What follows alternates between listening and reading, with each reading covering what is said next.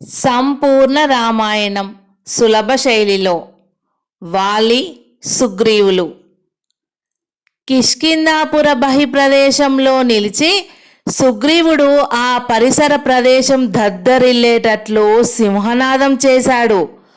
లక్ష్మణునితో హనుమదాది యోధులతో పరివేష్టింపబడి సుగ్రీవునికి అనతి దూరంలో ఓ తాళవృక్షాల గుంపులో నిల్చొని ఉన్నాడు రాముడు. రాముని చేతిలో ధనుర్బాణాలు ఉన్నాయి. రామచంద్ర ప్రభు వాలి గొప్ప బలశాలి. అతడు దుందుబి అనే రాక్షసుని శరీరాన్ని ఎడమకాలితో తన్నగా ఆ రాక్షసుడు మరణించి ఇప్పటికీ ఓ పర్వతంలా ఋష్యముఖ పర్వతానికి దగ్గరగా అస్థిమాత్రంగా పడి ఉన్నాడు. సహజమైన 1000 ఏనుగుల బలము, ఎదుట పడిన శత్రువులో సగబలము పొందే వరమును కలిగినవాడు వాలి అన్నాడు హనుమంతుడు. రాముడు చిన్నగా నవ్వి, హనుమ 1000 ఏనుగుల బలము కాదు, 1,000,000 ఏనుగుల బలము కలవాడైనా ఆ వాలి నా బాణాల ముందు నిలిచి ప్రాణాలు నిలుపుకోలేడు. కానీ వరం పొందాడు కాబట్టి నేను ఎదురుగా కాక ఇలా చాటున నిలిచి బాణప్రయోగం చేయవలసి వస్తోంది. అయినా సుగ్రీవుని శ్రేయస్సు కోసం ఆ అధర్మవాది అయిన వాలిని వధించడం నాకు ధర్మబద్ధమైన కర్తవ్యం కాదా అన్నాడు రాముడు. అదే సమయంలో సుగ్రీవుని అరుపులకు కోపగించి వాలి భీకర మూర్తి అయి చేత గదాదండం ధరించి అక్కడికి వచ్చాడు. సుగ్రీవుడు కూడా గదను చేత పట్టుకొని వాలికి ఎదురు నడిచాడు.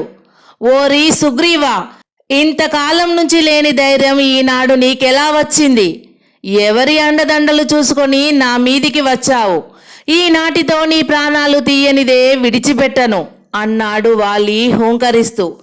దుర్మార్గుడా, తమ్ముడని జాలి పడక నా సర్వస్వం అపహరించి నా భార్యను కూడా చెరపట్టావు. నీకు దుష్కాలం దాపురించింది. ఇంతకాలం నుంచి నువ్వు నా పట్ల చేసిన క్రూర కార్యాలన్నిటికీ నువ్వు ఫలితం అనుభవించే సమయం ఆసన్నమైంది. నిన్ను నిర్జించగల అమానుషమైన ఓ మానవ మహత్తర శక్తి నాకు రక్షణగా ఉంది. ఇప్పుడు ఈ సుగ్రీవుని ముందు నీ బలపరాక్రమాలు ఎందుకు ఉపయోగపడవు? నువ్వు ఇంతకుముందు దుందుబి అనే రాక్షసుని కాలితో ఎగజిమ్మినట్లు ఇప్పుడు నిన్ను ఎగజిమ్ముతాను నేను అని హోంకరిస్తూ సుగ్రీవుడు తన గదాదండాన్ని బిరబిరా తిప్పుతూ మహోగ్రంగా వాలి మీదికి విజృంభించాడు. ఓరి వదురుబోతా, నీ ప్రేలాపనకు తగిన ప్రతిఫలం ఏమిటో ఇప్పుడే చూపిస్తాను చూడు అని వాలి భుజదండాలు అప్పలిస్తూ సుగ్రీవునితో తలపడ్డాడు. ఆకారంలో, వయసులో, శరీర సౌష్ఠవంలో, ధరించిన వేషంలో ఇద్దరూ ఒకే విధంగా ఉన్న అన్నదమ్ములకు భీషణమైన పోరాటం ప్రారంభమైంది. ఒకరినొకరు గదతో వేసుకుంటూ సమయం చూసి దెబ్బ తప్పించుకోవడానికి, దెబ్బతీయడానికి ప్రయత్నిస్తూ ఆ కిష్కింధాపుర బహి ప్రదేశంలో వాలి సుగ్రీవులు భయంకరమైన యుద్ధం చేయసాగారు. అంతసేపటి నుంచి వాళ్ళను ఇద్దరినే చూస్తున్న రాముడు వింటబాణం సంధించి వాలి మీదికి ప్రయోగించాలన్న ఉద్దేశంతో వేచి ఉండిపోయాడు. కానీ ముక్కులు, నోళ్ళు, చేతులు, కాళ్ళు, ఒడ్డు పొడవు, యుద్ధం చేసే విధానము అంతా ఒకే పోలికగా ఉన్న వాలి సుగ్రీవులలో భేదం తెలియక రాముడు సందిగ్ధంలో పడ్డాడు. హనుమ, ఆ ఇద్దరిలో వాలి ఎవరో సుగ్రీవుడు ఎవరో నిర్ధారణ చేసుకోలేకపోతున్నాను. నీకేమైనా అంతు పడుతోందా అని రాముడు తన ప్రక్కనే నిల్చొని అయోమయంగా వాలి సుగ్రీవులను చూస్తున్న హనుమంతుణ్ణి అడిగాడు. ప్రభు, మామూలు సమయంలోనే ఆ ఇద్దరిని గుర్తించడం కష్టం. ఇద్దరూ ఒకచోట ఉన్నప్పుడు పోల్చడం సాధ్యపడదు. అందులో యుద్ధం చేస్తున్నప్పుడు గుర్తించడం పూర్తిగా దుస్సాధ్యం.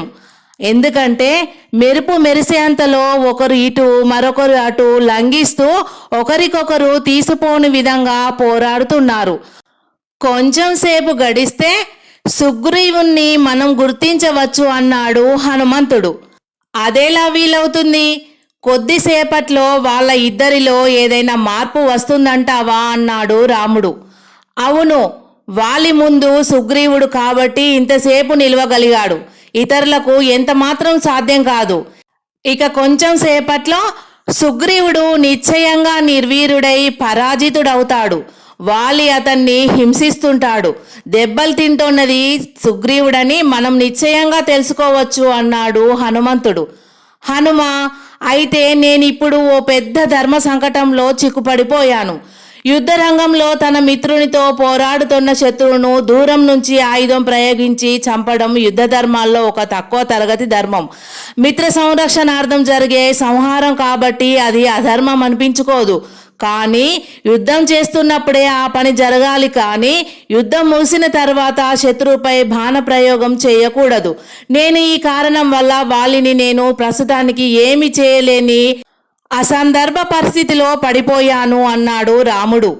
వెంటనే లక్ష్మణుడు, అన్నయ్య, అపన్నుడైన మిత్రుని కాపాడుకోవడం కూడా అన్ని ధర్మాలలో ఉత్కృష్టమైన ధర్మం కదా. సుగ్రీవుని ప్రాణరక్షణ ఎంతటి ముఖ్య కర్తవ్యమో మీకు మేమెవ్వరం వివరించవలసిన పని లేదు. ధర్మ చర్చలతో కాలయాపన చేస్తే అవతల ప్రాణహాని కార్యహాని జరిగే ప్రమాదం ఉంది అన్నాడు. లక్ష్మణ, కార్యహాని కోసం నేను కర్తవ్యం విస్మరించనని నీకు తెలుసు కదా తమ్ముడు. రఘుకుల తిలకుడైన దశరథ సార్వభౌముని జ్యేష్ఠపుత్రునికి ధర్మ కార్యాచరణమే కర్తవ్యమని లోకమంతా గుర్తించింది. ఆ కర్తవ్యం కోసం నేను తండ్రినే పోగొట్టుకున్నాను, రాజ్యం విడిచిపెట్టాను. అవసరమైతే నా భార్యను, నా తమ్ముడైన నిన్ను విడిచిపెడతాను, ప్రాణాలు కూడా విడుస్తాను. ఇది మీరెవరూ జోక్యం కలిగించుకొని పరిష్కరింపలేని జటిలమైన ధర్మ సూక్ష్మం. సుగ్రీవుడు వాలితో ప్రస్తుతం హింసింపబడక తప్పదు. అతడు శక్తిపరుడై జయిస్తాడు, యుక్తిపరుడైతే తప్పించుకొని నా దగ్గరకు వస్తాడు. అంతేకాని ఈ అయోమయ పరిస్థితిలో నేను ప్రత్యేకించి చేసేది ఏమీ లేదు అన్నాడు రాముడు దృఢ నిశ్చయంతో. ప్రభు, నీ ధర్మనిష్టను కొనియాడడానికి ఆదిశేషునికైనా సాధ్యం కాదు.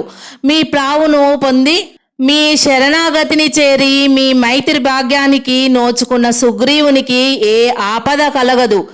కలగబోయే ఆపదంతా వాలికే అన్నాడు హనుమంతుడు.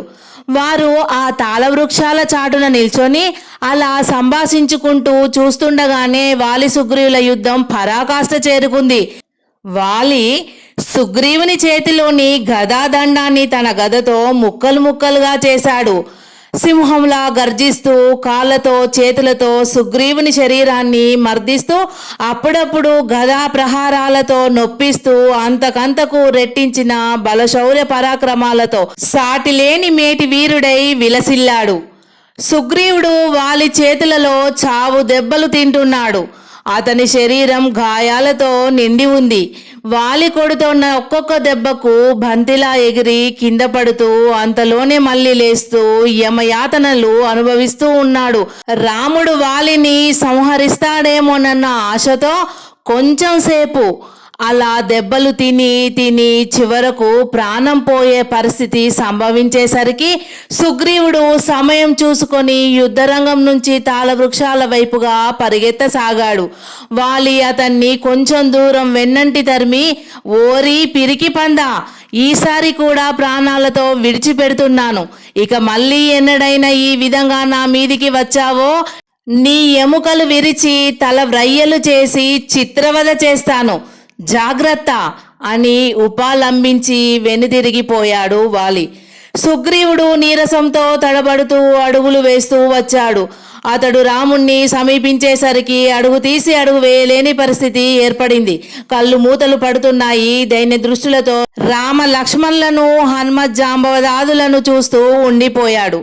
మిత్రమా అని అంటోన్న రాముణ్ణి చూసి తల ఊగిస్తూ, నేను నీ మిత్రునిగా ఉండవలసిన వాడిని కాదేమో రామచంద్ర ప్రభు. అలా అయితే ఆ వాలిని సంహరించి ఉండేవాడివి. చావు దెబ్బలు తిని వచ్చాను. ఇక కొంచెం సేపు అక్కడే ఉంటే చచ్చేవాడిని కూడా. విరక్తితో ఋషముఖ పర్వతం మీద పడి ఉండేవాడిని. నన్ను ఉత్సాహపరిచి ఆశలు కల్పించి వాలి మీదికి ఉరికొలిపి పంపించావు. పర్యవసానం ఈ విధంగా జరిగింది. లోకంలో మైత్రికి విలువ లేదు, గౌరవం లేదు అంటున్న సుగ్రీవుణ్ణి శాంత దృష్టిలతో చూస్తూ లక్ష్మణుడు, సుగ్రీవా, వాలితో పోరాటం వల్ల కలిగిన అలసటతో, అతని చేత అనుభవింపబడిన హింసతో ప్రేరేపింపబడి అలా అంటున్నావు గాని లేకపోతే వాస్తవం నువ్వు గుర్తించి ఉండేవాడివే. ఇక్ష్వాకు వంశానికి వన్నె తెచ్చే శ్రీరామచంద్రుడు ఆడిన మాట తప్పుతాడని నువ్వెందుకు ఊహిస్తున్నావు? నీతో పోరాడుతున్న వాలిని చంపడానికి మా అన్నకు కొన్ని ధర్మ సందేహాలు అవాంతరాలు ఏర్పడ్డాయి. అందువల్ల వాలి ప్రస్తుతానికి రామబాణం నుంచి తప్పించుకోగలిగాడు అని రాముడు వాలిని వధింపకపోవడానికి కలిగిన సందర్భాన్ని సుగ్రీవునికి వివరించాడు లక్ష్మణుడు. హనుమ జాంబవదాదులు కూడా ఆ మాటే చెబుతూ ఆ పరిస్థితిలో శ్రీరాముడు పొందిన మానసిక వేదనను వివరించారు. రాముడు చిరునవ్వుతో ప్రశాంత దృష్టిలతో సుగ్రీవుణ్ణి చూస్తూ ఉండిపోయాడు. సుగ్రీవుడు తాను ఆడిన నిష్ఠూరోక్తులకు తనలో తాను నొచ్చుకుంటూ, ప్రభు, అజ్ఞానినై ఆవేశంతో నిన్ను అగౌరవంగా మాట్లాడి ఉంటే నన్ను దయతో క్షమించు అన్నాడు చేతులు పట్టుకొని. సుగ్రీవా, నీవు ఉన్న పరిస్థితిలో ఎవరైనా అలాగే అంటారు. ఇది లోక సహజం. జరిగిన దానికి విచారింపవలసిన పని లేదు. ఇక మరో కర్తవ్యాన్ని సూచిస్తున్నాను, ఆ ప్రకారం చెయ్యి అన్నాడు రాముడు. సెలవీయండి, మీ ఆజ్ఞ ప్రకారమే చేస్తాను అన్నాడు సుగ్రీవుడు. రాముడు సుగ్రీవుని భుజం తడుతూ, నువ్వు మళ్ళీ కిష్కింధాపురం ముందుకు వెళ్ళి వాలిని యుద్ధానికి పిలవాలి అన్నాడు రాముడు. మళ్ళీనా? రామచంద్ర, ఈసారి వాలి నన్ను ప్రాణాలతో విడిచిపెట్టడు అన్నాడు సుగ్రీవుడు భయంతో. అతడు ప్రాణాలతో ఉంటే గదా నిన్ను ప్రాణాలతో విడిచిపెట్టడం, చంపడం అనే సమస్య ఉద్భవిస్తుంది. వాలి వదకు నేను పథకం ఆలోచిస్తున్నాను అని రాముడు లక్ష్మణుడి వైపు తిరిగి, లక్ష్మణ, ఆ మందార పుష్పాలను మాలికగా అల్లి సుగ్రీవుని మెడలో వెయ్యి అన్నాడు. హనుమంతుడు సహాయం చేస్తుండగా లక్ష్మణుడు మందార పుష్పాలు సేకరించి తాటిపీచు దారంతో మాల చేశాడు. ఆ మాలను సుగ్రీవుని మెడలో వేస్తూ సర్వ జగద్రక్ష శ్రీరామ రక్ష అన్నాడు. సుగ్రీవా, ఇప్పుడు ఈ మాలిక సూచనతో నేను గుర్తించగలను. నువ్వు వెళ్ళి భయపడకుండా వాలిని యుద్ధానికి ఆహ్వానించు. వాలి శవంతో నువ్వు పోరాడుతున్నావన్నంత నిర్భయంతో యుద్ధం ప్రారంభించు అన్నాడు రాముడు. వాలిని రాముడు వధించకపోవడానికి గల కారణం స్పష్టంగా తెలుసుకున్న సుగ్రీవుడు సంతృష్ట చిత్తుడై ద్విగుణీకృతోత్సాహంతో రాముని ముందు మోకరిల్లి, జై శ్రీరామచంద్ర ప్రభు, జై శ్రీరామచంద్ర ప్రభు అని అన్నాడు. హనుమదాదులు కూడా జయ జయధ్వానాలు చేశారు. వాలి గదాదండాన్ని భుజం మీద అమర్చుకొని ఆ గంభీర గమనంతో కిష్కింధలోని తన భవనానికి చేరబోతుండగా సుగ్రీవుని సింహనాదం మళ్ళీ వినిపించింది. కనుబొమ్మలు చిట్లించి వాలి భవనంలో ప్రవేశించకుండా అలాగే ఆగిపోయాడు. సుగ్రీవుని సింహనాదం మరింత బిగ్గరగా మాటి మాటికి వినిపించసాగింది. ఆ భీకరమైనటువంటి కంఠస్వరం కిష్కింధాపురం అంతా మారు మ్రోగుతోంది. హా, మృత్యువును వెంటబెట్టుకొని వచ్చిన మందభాగ్యుడు ఈసారి 14 లోకాలలో ఎక్కడకు పారిపోయినా విడిచిపెట్టకుండా చిత్రవధ చేసి వీడి పీడను శాశ్వతంగా వదిలించుకుంటాను అని వాలి భీకరకారుడై వెనుదిరిగాడు. భూమి కంపించేటట్లు అడుగులు వేస్తూ వాలి రోషోగ్రుడై పురద్వారం దాటి తన్ను సమీపించే వరకు సుగ్రీవుడు అలాగే అరుస్తూ ఉండిపోయాడు. మందార పుష్పమాల అలంకృతుడై చేత ఓ పెద్ద తాళవృక్షాన్ని పట్టుకొని నిల్చున్న సుగ్రీవుణ్ణి చూడగానే వాలి మండిపడుతూ, ఓరి పారిపోతూ పరిగెత్తిపోయి ప్రాణాలు దాచుకోక మళ్ళీ తిరుగు ప్రయాణం పెట్టుకొని వచ్చావా? నరలోకానికి కొత్త పెళ్లి కొడుకులా వెళ్ళాలని కాబోలు మెడలో పూలమాల వేసుకొని వచ్చావు. ఇదిగో నిన్ను క్షణాల మీద పైలోకానికి పంపిస్తాను చూడు అని వాలి తన గదాదండంతో సుగ్రీవుని చేతిలోని తాటి చెట్టు కేసి కొట్టాడు. సుగ్రీవుడు మెరుపు మెరిసేంతలో ముందుకు దూకి తన చేతిలోని తాళవృక్షాన్ని ఎగరగొట్టిన వాలి గదను లాక్కొని దూరంగా విసిరికొట్టాడు. వాలి సుగ్రీవుని మెడ మీద బలంగా గుద్దాడు. ఆ దెబ్బకు కళ్ళు బైర్లు కమ్ముతుండగా సుగ్రీవుడు శ్రీరాముని వాక్కు తన పట్ల ఫలిస్తుందన్న ఆశతో శరీరంలోని బలాన్నంతా కూడా తీసుకుంటూ నిలదొక్కుని తను కూడా పిడికిలి బిగించి వాలి ముఖం మీద గుద్దాడు. ఆ విధంగా వాలి సుగ్రీవులకు కొంతసేపు ముష్టి యుద్ధం జరిగిన తర్వాత మల్ల యుద్ధం ప్రారంభమైంది. ఆ మల్ల యుద్ధంలో వాలి సుగ్రీవుని పైకెత్తి నేలకేసి విసిరి కొట్టబోతుండగా మృత్యుదూత నినాదంలా చిరుగంటల శబ్దంతో ఓ దివ్య బాణం వచ్చి వాలి వక్షస్థలంలో దిగబడిపోయింది. ఆ బాణం అలుగు మహాబలవంతుడు వజ్ర సన్నిభ శరీరుడు అయిన వాలి శరీరంలోని కండరాలను, నరాలను, ప్రేవులను, ఎముకలను ఛేదిస్తూ వీపు మీదుగా దూసుకువచ్చింది. వాలి శరీరం రక్తంతో తడిసిపోయింది. తన చేతి పట్టులో గిలగిల కొట్టుకుంటున్న సుగ్రీవుని విడిచిపెట్టాడు. సుగ్రీవుడు కిందికి లంఘించి సంభ్రమాచర్యాలతో వాలి మీదికి దృష్టి సారించాడు. అప్పుడే రాముడు లక్ష్మణునితో కలిసి హనుమజ్జాంబవదాదులు పరివేష్టించగా యుద్ధభూమికి చేరుకున్నాడు. తన ఉరస్థలంలో నాటుకుపోయిన బాణాన్ని వెలికి లాగడానికి 2 చేతులు ఆంచి వ్యర్థ ప్రయత్నం చేస్తూ అబ్బా, పరాజయమెరుగని వాలికి ప్రాణాలు పోతున్నంత వేదన కలిగించే విధంగా ఈ బాణాన్ని ప్రయోగించిందెవరు? వజ్ర సన్నిభమైన నా శరీరాన్ని సామాన్య బాణాలు సోకి కింద పడిపోతాయే తప్ప లోపలికి చొచ్చుకుపోవడం జరగదు. ఈ బాణ ప్రయోగంలో గల నేర్పు, బలము అసామాన్యమైనవి అంటూ వాలి రామలక్ష్మణులను, హనుమజ్జాంబవదాదులను చూస్తూ కిందికి ఒరిగాడు. రాముడు వాలిని సమీపించి జాలి చూపులతో అతన్ని చూస్తూ, వృక్షచరనాయక, మహాబలుడవు, వజ్రదేహుడవు అయినటువంటి నిన్ను బాణంతో కొట్టింది నేనే. నన్ను రాముడు అని అంటారు. సూర్యవంశానికి చెందిన రాజపుత్రుణ్ణి. సుగ్రీవుడు నా స్నేహితుడు. స్నేహితుని విరోధి నా విరోధి అవుతాడు. కాబట్టి నిన్ను సంహరించడం కోసం బాణప్రయోగం చేశాను. అదీగాక నువ్వు అధర్మపరాయణుడవై తమ్ముని ఐశ్వర్యాన్ని, అర్ధాంగిని అపహరించావు. కాబట్టి ధర్మాన్ని సంరక్షించే రాజుగా నిన్ను శిక్షించవలసి వచ్చింది అన్నాడు సౌమ్యంగా. వాలి విషాద దృష్టులతో రాముణ్ణి చూస్తూ, మహారాజకుమారా, నువ్వు 14 లోకాలలో సాటిలేని బల పరాక్రమశాలివని అంగీకరిస్తున్నాను. రావణుడనే రాక్షసరాజు వరబల గర్వితుడై 14 లోకాలలోని పాలకులను జయించి ఓసారి మా కిష్కింధాపురానికి వచ్చి నన్ను యుద్ధానికి పిలిచాడు.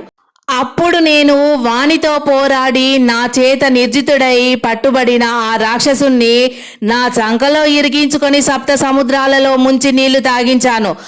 మళ్ళీ వాలి వంటి వీరుని జోలికి వెళ్లకుండా ఆ రాక్షసుణ్ణి అలా పరాభవించి పంపాను. లోక విజేత అయిన రావణుని నిర్జించిన నన్ను ఇలా చేశావంటే నువ్వు లోకంలో సాటి లేని మేటి వీరుడవని చెప్పకనే చెప్పడం తప్పదు కదా. అయితే ధర్మాన్ని రక్షించే రాజువైనా ఇలా చాటుగా బాణం ప్రయోగించి అధర్మంతో నన్ను చంపబూనడం నీకు తగినదేనా శ్రీరామచంద్ర అని అడిగాడు. వానరవీరా, రాజులు మృగములను చాటు నుంచి వేటాడడంలో దోషం లేదు. శాఖామృగానివైన నిన్ను ఆ విధంగానే చంపవలసి వచ్చింది.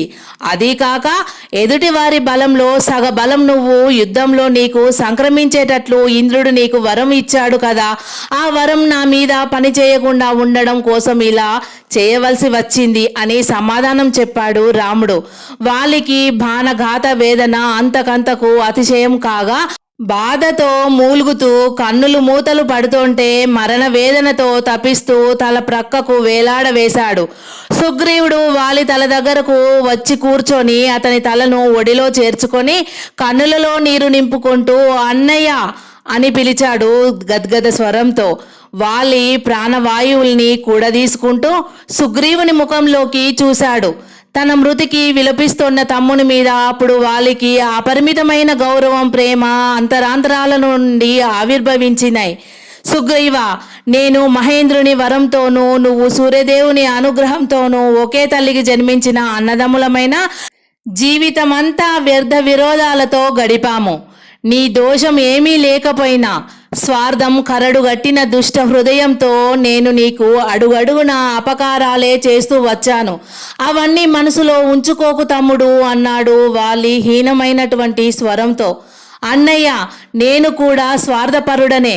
నా సుఖం కోసం, రాజ్యం కోసం శ్రీరామచంద్రుణ్ణి ప్రార్థించి ఆ మహాపురుషుని చేత నిన్ను నేలకూల చేశాను. మనం ఇద్దరం కలిసి ఉంటే ఇప్పట్లో శ్రీరామచంద్ర ప్రభువుకు ఎంతో సేవ చేసి ఉండేవాళ్ళం కదా. ప్రస్తుతం శ్రీరామచంద్ర ప్రభువు భార్యను పోగొట్టుకొని పుట్టెడు దుఃఖంలో ఉన్నాడు అని సుగ్రీవుడు వాలికి శ్రీరాముని వృత్తాంతమంతా వినిపించాడు. వాలి ఆ వివరాలన్నీ తెలుసుకోగానే రాముని వైపు చూపులు సారించి, రాఘవేంద్ర, కాలగతి వక్రమై మన విరోధం విరోధికి తాత్కాలిక ప్రయోజనంగా మలుపు త్రిప్పింది. లేకపోతే ఆ రావణుడు ఎక్కడ ఉండినా గాలించి వానిని నా వాలానికి చుట్టి బంధించి సీతామాతను నా భుజం మీద ఎక్కించుకొని నీ సన్నిధికి చేర్చి ఉండేవాడిని. వాడు రాక్షస కోటికి నిలయమైన లంకను పాలిస్తున్నాడని మాత్రం విని ఉన్నాను. ఆ లంక ఎక్కడ ఉందో నాకు తెలియదు. సీతామాతను వాడు లంకలోనే ఉంచాడో మరెక్కడైనా ఉంచాడో తెలుసుకొని ఆ పాపాత్ముని మట్టుబెట్టు. ఈ మహాకార్య సాధనలో నా తమ్ముడైన సుగ్రీవుడు, వీరులైన హనుమంతుడు సర్వవానర సమూహాలతో నీకు సహాయపడగలరు అని అన్నాడు. అంతకంతకు అతిశయిస్తోన్న మరణ వేదనతో మూలుగుతూ క్షీణిస్తోన్న స్వరంతో తిరిగి వాలి ఇలా అన్నాడు, ఇక నాకు కాలం తీరిపోయింది. నీ చలువ చేతులతో సుగ్రీవునికి కిష్కింధాపురాన్ని పట్టం కట్టు. అంతఃపుర కాంతలను సుగ్రీవునికి అప్పజెప్పు. నా కుమారుడైన అంగదుడు తండ్రి లేనివాడైపోయాడు అంటున్న వాలి కన్నీరు తుడుస్తూ సుగ్రీవుడు, అన్నయ్య, అంగదునికి యువరాజు పట్టాభిషేకం జరిపిస్తాను. నా కన్న కొడుకు కంటే మిన్నగా ఆ చిరంజీవిని చూసుకుంటాను అన్నాడు సుగ్రీవుడు. వాలి సంతృప్తితో సుగ్రీవుని చూస్తూ, నీ మనసు నాకు తెలుసు సుగ్రీవా. కిష్కింధాపుర సంపదలను అనుభవిస్తూ శ్రీరామ సేవలో నీ జీవితం చరితార్థం చేసుకో. శ్రీరామచంద్రమూర్తి మహనీయ స్వరూపాన్ని కనులార చూడగలిగాను తప్ప ఆ దివ్య పురుషుణ్ణి సేవించుకునే అదృష్టానికి నేనెలాగూ నోచుకోలేదు. నువ్వైనా నీ సేవా ధర్మాన్ని, మిత్రధర్మాన్ని చక్కగా నిర్వర్తించుకో అన్నాడు వాలి. రాముడు దయామృత దృష్టులను వాలి మీద ప్రసరింపజేస్తూ, వాలి, నువ్వు మాత్రం నా ఆత్మీయుడవు ఎందుకు కావు? నిన్ను నేను సంహరించడంలో ఓ పరమార్థం ఇమిడి ఉంది. అది సుగ్రీవ సంరక్షణే అయినా భవిష్యత్తులో మరో ప్రయోజనాన్ని సాధించగలదు. నేను ఇప్పుడు నీ మీద బాణం విడిచినట్లే మరుజన్మలో నువ్వు నన్ను చాటు నుండి బాణం వేసి వధించగలవు అంటున్న శ్రీరాముని చూస్తూ, ప్రభు, ఏమిటి మీరంటున్నది? నా ఆత్మీయతకు ప్రతిఫలం మీ ప్రాణాలు హరించడమా అన్నాడు. రాముడు నవ్వి, ఇప్పుడు మాటల వల్ల అది వధ అని చెప్పబడినా అప్పుడు అది ఒక గొప్ప ప్రయోజనం సిద్ధిస్తుందని చెప్పానుగా. ఆ వివరాలన్నీ కాలాంతరంలో నీకు బోధపడతాయి అన్నాడు శ్రీరాముడు.